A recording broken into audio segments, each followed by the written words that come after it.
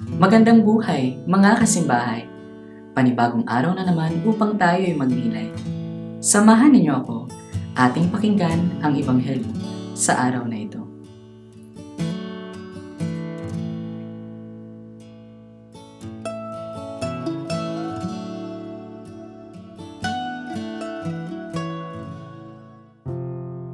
Ang mabuting balita ng Panginoon ayon kay San Lucas.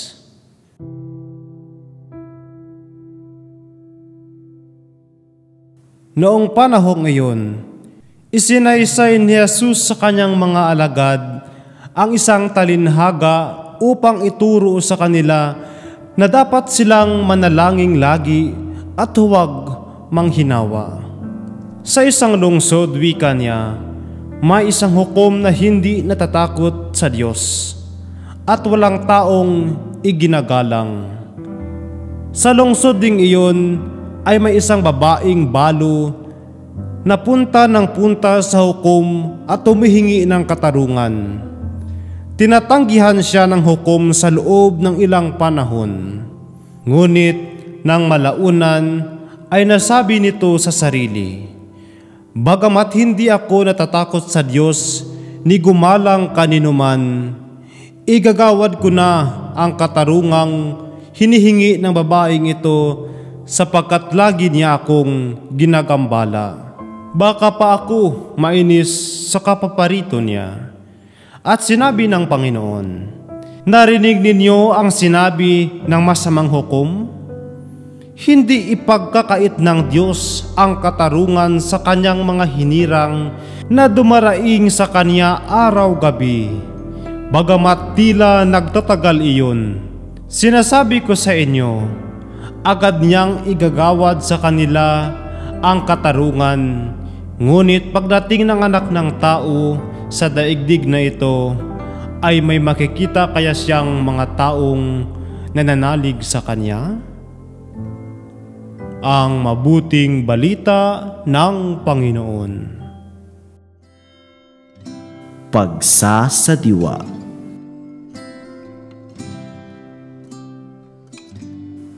Isinaysay ni Jesus sa kanyang mga alagad ang isang talinhaga upang ituro sa kanila na dapat silang manalangin lagi at huwag manghinawa.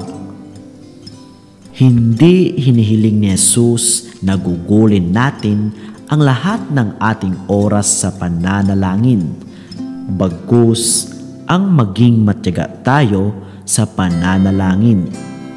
Bakit niya hinihiling na maging matyaga? Upang hindi tayo mawalan ng pag-asa. May mga pagkakataon kasi sa buhay natin na hindi agad-agad sasagutin ng Diyos ang ating mga hiling. Ang pag-aantalang ito ay nagdadala ng kawalan ng pag-asa, kaya naitatanong natin kung minsan sa Diyos, "Naririnig mo pa ba ako?" May mga pagkakataon talaga na hindi sa paraang gusto natin sinasagot ng Diyos ang ating mga panalangin. Sumasagot siya sa paraang makapagbibigay ng kaligtasan sa ating mga buhay. Ito rin ay paraan niya upang protektahan tayo mula sa mga kagustuhan natin na maaaring ikapahamak o ikalayo natin sa Kanya. Ang pagtitiyaga sa pananalangin ay nagbubunga ng tiwala at ng pag-asa na mas alam ng Diyos na nakakaalam ng lahat ng makakabuti para sa atin. Lagi nating tandaan na hindi tayo pababayaan ng Diyos at patuloy niyang ibibigay ang alam niyang makapagdadala ng kaligtasan sa ating mga buhay. Magtiwala ka lamang at magtiyaga. Pagsasagawa. Magpasalamat sa mga panalangin tinugon na ng Diyos.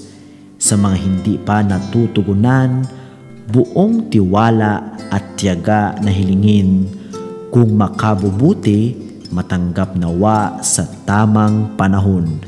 Kung hindi naman, tulungan tayong matanggap kung ano ang kalooban niya para sa atin.